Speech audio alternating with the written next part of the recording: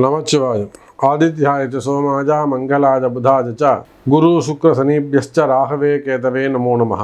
இல்லாமல்ல ஆதித்யாதி நவகிரகங்களை வணங்கி என்னுடைய குருநாதரையும் என்னுடைய உபாசனை தேவதை அன்னை வாராகி அம்பாளுடைய மலரடிகளையும் பணிந்து உலகம் முழுவதும் வாழக்கூடிய வாராகி டிவி நேயர்கள் அனைவருக்கும் தமிழ் புத்தாண்டு வாழ்த்துக்கள். புது வருஷம் பிறக்குது, தமிழ் வருஷம் பிறக்குது. இந்த வருஷத்துக்கு பேர் என்ன தெரியுமா? பராபவ வருடம். பராபவ வருடம் சிறப்பாக இருக்கும் போது இந்த வருஷத்தை உச்சரிக்கும் போதே பராபவ வருடம் அப்படின்னு தான் சொல்லணும். ஒரு ஒரு வசத்தையாக ஏற்றி ஒரு உயர்வு வந்து அதுக்கப்புறம் சமநிலையை அடையுது. இந்த வருஷம் எல்லாருக்கும் சுபிக்ஷமாக இருக்க போது. நம்ம மற்ற எந்த வருஷப்பிறப்புக்கும் இல்லாத ஒரு சிறப்பு நம்ம தமிழ் புத்தாண்டுக்கு உண்டு. இது வருஷ பிறப்புனா அப்போ 2025, 26, 27, 28, 11 அது common world wide common English calendar, அவ்வளோதான். அது ஒரு வரலாற்று சுவடு, ஒரு ஹிஸ்ட்ரிக்காக 25, 26 யுத்தம் நடந்தது, 25 இது நடந்தது, நம்ம அப்படி 26 தேர்தல் நடந்தது, இது மாதிரி நம்ம சொல்லிக்கலாம். ஆனால் அந்த இங்கிலீஷ் காலண்டரை பயன்படுத்தி ஆகஸ்ட் 8ஆம் தேதி இந்த இடத்துல மழை இருக்கும், ஆகஸ்ட் 9ஆம் தேதி இங்கே தீ விபத்து ஏற்படும், இந்த மலைகள்லேருந்து சரிஞ்சு கீழே விழும், அல்லது கனிம வளங்கள் வேஸ்டேஜ் ஏற்படும், அல்லது உயிரினங்கள் உயிர் சேதங்கள் ஏற்படும், கூட்ட நெரிசல்கள் இத்தனை பேர் சாவாங்கன்னு அதில் நம்ம முன்கூட்டியே சொல்ல முடியாது. சரி, தமிழ் வருஷப்பழம் நீங்கள் சொல்ல முடியுமான்னு கேட்டால் அடித்து சொல்ல முடியும். என்னைக்கு சஷ்டி, என்னைக்கு அஷ்டமி, என்னைக்கு நவமி, என்னைக்கு மரண யோகம், என்னைக்கு சித்த யோகம், என்னைக்கு அமிர்த யோகம், என்னைக்கு நாள் நல்லா இருக்குது, என்னைக்கு மழை பெய்யும், என்னைக்கு வெயில் அடிக்கும், என்னைக்கு விவசாயம் நல்லா இருக்கும், எந்த வளர்ச்சி எப்படி இருக்கும், வருமானம் எப்படி இருக்கும், கனிம பொருட்கள், உலோகங்கள், தங்கம், வெள்ளியோட விலை எப்படி இருக்கும், மார்க்கெட் எப்படி இருக்கும், எல்லாம் சொல்ல முடியும். அதுதான் தமிழ் புத்தாண்டு சிறப்பு. அப்போது உலகம் முழுவதும் வாழக்கூடிய அன்பு பக்தர்களே, இப்போ தமிழ் புத்தாண்டு எவ்வளோ முக்கியமானது அப்படிங்கிறத நீங்கள் தெரிஞ்சுக்கணும். இந்த தமிழ் புத்தாண்டை ஒவ்வொரு வீட்டிலும் நீங்கள் எங்கே இருந்தாலும் சரிதான், பசங்களை கூப்பிட்டு நிற்க வச்சு தமிழ் புத்தாண்டு முடிஞ்சால் ஒரு பஞ்சாங்கம் வாங்கி வச்சுக்கோங்க. வாங்கி உங்களுக்கு பார்க்க தெரியுதோ இல்லையோ வீட்டில் இருக்க வேண்டிய ஒரு பொருள் பஞ்சாங்கம். புரியுதா? ஒரு பாம்பு பஞ்சாங்கம் வாங்கி வச்சுக்கோங்க, இல்லை ஒரு கோவில் பஞ்சாங்கம், ஒரு ஆற்காடு சீதாராமையர் பஞ்சாங்கம், ஏதோ ஒன்று வாங்கி வச்சுக்கோங்க. பஞ்சாங்கத்தை வச்சு பூஜை பண்ணுங்க, சிறப்பு. அப்போ பிறக்கின்ற இந்த பராபவ வருடம் உங்கள் 12 ராசிக்கும் இந்த வருஷம் பூரா எப்படி இருக்க போகுது, நியூ இயர் எப்படி இருக்க போகுது, புத்தாண்டு எப்படி இருக்க போகுது, யுத்தம் முடிவுக்கு வந்துடுமா, இஸ்ரேல் அமெரிக்கா போர் முடிவுக்கு வந்துடுமா, முடிவுக்கு வந்த பிறகு அந்த நாடுகளுடைய ரியாக்ஷன்ஸ் எப்படி இருக்கும், அந்த நாடுகளுடைய வளர்ச்சி எப்படி, க்ரோத் எப்படி இருக்கும், சரி எல்லாம் நம்ம பார்க்க போகிறோம். ப்ரீஃபாக பார்க்கலாம் வாருங்கள். கும்பராசி. கும்பராசிக்கு தமிழ் வருடம் சித்திரம் பிறப்பு ரொம்ப முக்கியமான ஒரு வருஷம். காரணம் என்னன்னு கேட்டிங்கன்னா, கும்பராசி என்பர்கள் ரொம்ப எச்சரிக்கையாக இருக்கணும், கவனமாக இருக்கணும். தேவையில்லாத வீண்பழிகள், செய்யாத குற்றங்களுக்கான தண்டனைகள். காரணம் என்னன்னு கேட்டிங்கனாக்கா, கும்பத்தில் இருக்கக்கூடிய ராகு. சார், கும்பராசி அன்பர்களே, நீங்கள் ஆண்களாக இருந்தாலும் பெண்களாக இருந்தாலும் இந்த பூமியில் வேர்ல்டு வைடு நீங்கள் எந்த மூலையில் இருந்தாலும் எந்த கண்ட்ரியில் இருந்தாலும் சரிதான், உங்கள் ராசியிலிருந்து ராகு வெளியேறும் வரை எல்லா இடத்திலும் நீங்கள் கவனமாக இருக்க வேண்டும். நிறைய கும்பராசி அன்பர்கள் சொல்லுவாங்க, எனக்கு ஒரு 1 கோடி ரூபாய் வரணும் சார், ஒரு இடத்துல போட்டேன், அந்த இடத்துல போய் சிக்கல்லாம் மாட்டிக்கிச்சு, நான் ஒரு இடத்துல நம்பி கொடுத்தேன், அவர் திருப்பி வரவே இல்லை, தரவே இல்லை. ஒரு இடத்துல போட்டேன், நான் ஒரு ஆக்ஷன் எடுத்தால் அது கோர்ட்டு கேஸில் போய் நிற்குது, எந்த மூமெண்ட்டும் இல்லை.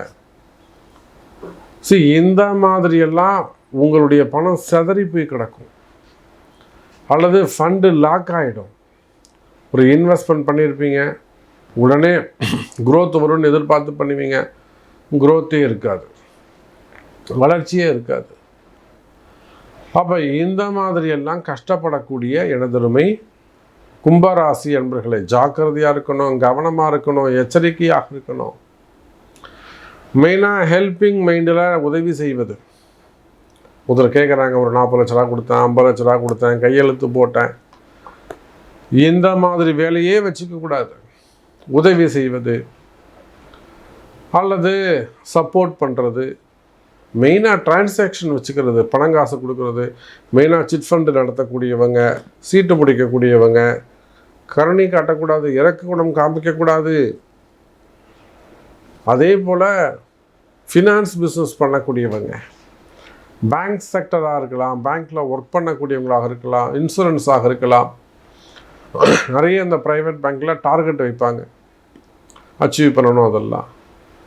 அப்போ பணங்காசு டிரான்சாக்ஷன் சம்மந்தப்பட்டது, அல்லது நீங்கள் ஒரு தொழில் செய்கிறீங்க, பிஸ்னஸ் பண்ணுறீங்க, ஒரு ரொட்டேஷனுக்காக கொடுக்குறீங்க, இதெல்லாம் கொடுத்து அவப்பெயர் ஏற்படும், சிக்கலில் போய் மாட்டும். இதெல்லாம் ஏற்கனவே நடந்து போச்சு, இனிமேல் புதுசாக நடக்க வேண்டியதில்லை. ஏற்கனவே இந்த மாதிரிலாம் நடந்து சிக்கலில் போய் மாட்டிக்கிட்ட சாமி நான், நீங்கள் சொல்கிறது உண்மைதான், அப்படி தான் நடந்து போச்சு, இப்போது எனக்கு அந்த பணங்காசு வந்து சேருமா, நான் அந்த கேஸில் ஜெயிப்பேனா, இவங்க எனக்கு தருவாங்களா, இதில் எனக்கு நல்ல பேர் கிடைக்குமா, வீட்டுக்காரருக்கு தெரிஞ்சு கொடுத்துருக்கேன், வீட்டுக்காரருக்கு தெரியாமல் கொடுத்தேன், வீட்டுக்கு தெரியாது, மனைவிக்கு தெரியாது, இதெல்லாம் பல சிக்கல்கள் இருக்குது. பணங்காசுன்னு மட்டும் இல்லைங்க, உதவி செஞ்சு கெட்ட பேர் வாங்கிக்கிறது, வேலை செய்கிற இடத்துல, மெயினாக வேலை செய்கிற இடத்துல இந்த கும்பராசி என்பர்கள், மீனராசி என்பர்கள்லாம் வேலை செய்கிற இடத்துல உயர் அதிகாரிகள் ரொம்ப ப்ரெஷர் பண்ணுவாங்க, வேணும்னே கார்னர் பண்ணுவாங்க. வெளிநாடுகள்லாம் பார்த்தீங்கன்னா வேலை செய்கிற இடத்துல உங்களுக்கு கார்னர் பண்ணுறது, வேலையிலேருந்து தூக்கிட்டு வேணும்னே ஒரு அரெஸ்ட் பண்ணுற மாதிரி, ஒரு கேஸ் போடுற மாதிரி. நான் 18 வருஷம் வேலை செஞ்சேன் சாமி, 19 வருஷம் வேலை செஞ்சேன், இன்னும் ஒரு சில இடங்களாக நான் பேசிக்லேருந்து நான் கொண்டு வந்தேன், இப்போ என்னை தூக்கி வெளியில் போட்டுட்டாங்க, இப்போ நான் ஒரு பெரிய சிக்கலில் இருக்கேன். அப்போது கும்பராசி என்பர்களே பலவிதமான நெருக்கடியில் இருக்கக்கூடிய, அப்படி இல்லைன்னா இப்படி சொல்லலாம், வெளியில் சொல்ல முடியாத ஒரு சில விஷயங்கள், கஷ்டங்கள், ஒரு ஆபத்து, ஒரு விபத்தாக இருக்கலாம், ஒரு ஆக்சிடெண்ட் நடந்திருக்கலாம், ஒரு விபத்துக்கள் ஏற்பட்டிருக்கலாம், அல்லது ஒரு ஆப்ரேஷன்ஸ் நடந்திருக்கலாம் ஹெல்த் இஷ்யூஸால்.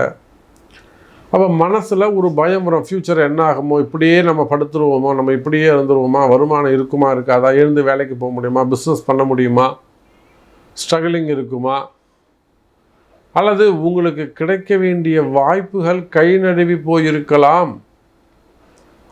உங்களுக்கு கிடைக்க வேண்டிய வாய்ப்புகள் கை நழுவி போயிருக்கலாம்.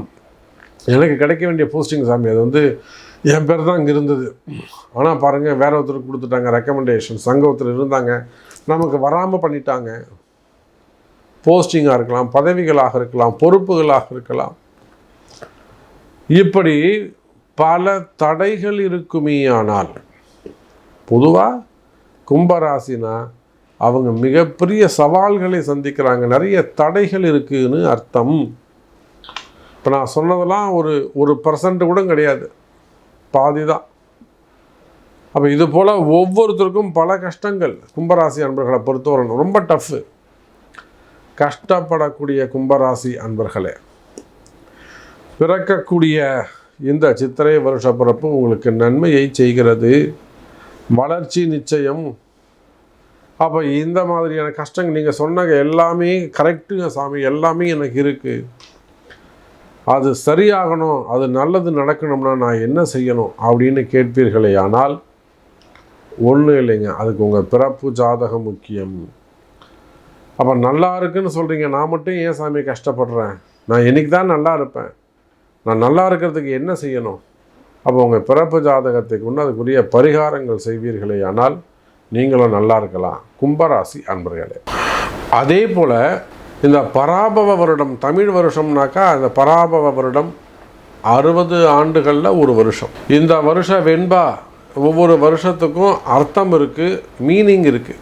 அதுக்கு ஒரு சாங் இருக்கும், அந்த சாங்குக்கான மீனிங் பார்த்திங்கன்னா என்ன சொல்லுதுன்னா, ஜென்ரலாக இந்த பிறந்திருக்கக்கூடிய தமிழ் வருடம் உலக நன்மை ஏற்படும், அந்த வார்லாம் நடந்துகிட்டு இருக்கு பார்த்தீங்களா, ஹமாஸ் போரோ இல்லை இஸ்ரேலோ அமெரிக்காவோ, இது எல்லாமே கண்ட்ரோலில் வந்துடும். எனக்கு தெரிஞ்சு நான் இன்றைக்கே சொல்கிறேன், இந்த ஏப்ரல் எண்டுக்குள்ளே இந்த ஈரான் போர் வந்து ஓரளவுக்கு கண்ட்ரோலில் வந்துடும். 80% ஸ்டாப் ஆகிடும், 20% மட்டுமே அந்த வார் நடந்துக்கிட்டு இருக்கும். அப்போ அந்த அளவுக்கு இந்த பராபவ வருடம் தீமைகள் விலகி நன்மைகள் அதிகரிக்கும்.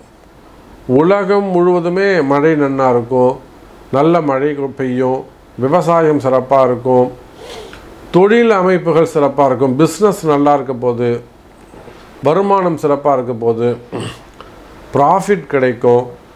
ஸோ இந்த மாதிரி நிறைய இண்டிகேஷன்ஸ், பாசிட்டிவான இண்டிகேஷன்ஸ் வந்து இந்த புது வருஷத்தில் நமக்கு நிறைய பாசிட்டிவான இண்டிகேஷன்ஸ் இருக்குது, மெசேஜஸ் இருக்குது.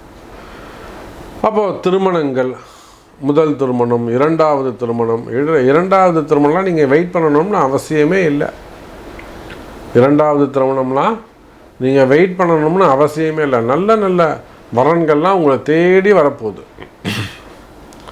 இரண்டாவது திருமணங்கள், தடைப்பட்ட திருமணம், மெயினாக காதல் திருமணங்கள், லவ் மேரேஜில் இருக்கக்கூடிய ஸ்ட்ரகிளிங், வரக்கூடிய ஏமாற்றங்கள், ஏமாற்றிட்டு போகிறது, நீண்ட நாட்களாக வெயிட் பண்ணி ஒன்றுமே நடக்காமல் இருக்கிறது, ஏமாத்துருவாங்கன்னு தெரியாமலே இவங்க ரொம்ப நம்பிக்கையாக இருக்கிறது.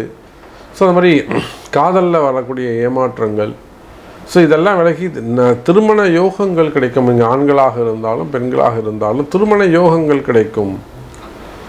அப்போ இதெல்லாம் சின்ன சின்ன பரிகாரங்கள், அதெல்லாம் அறிஞ்சு உங்கள் ஜாதகத்தை கொண்டு அந்த பரிகாரங்களை எல்லாம் செய்வீர்களேயானால் இந்த பராபவ வருடம் மற்றவங்களுக்கெல்லாம் எப்படி நன்மையை செய்யுதோ அதுபோல் உங்களுக்கும் உங்கள் குடும்பத்தாருக்கும் நல்லது செய்யும், நல்லதே நடக்கும். அம்பாளுடைய ஆசீர்வாதம். ஜெய் வராகி, ஜெய் ஜெய் வராகி.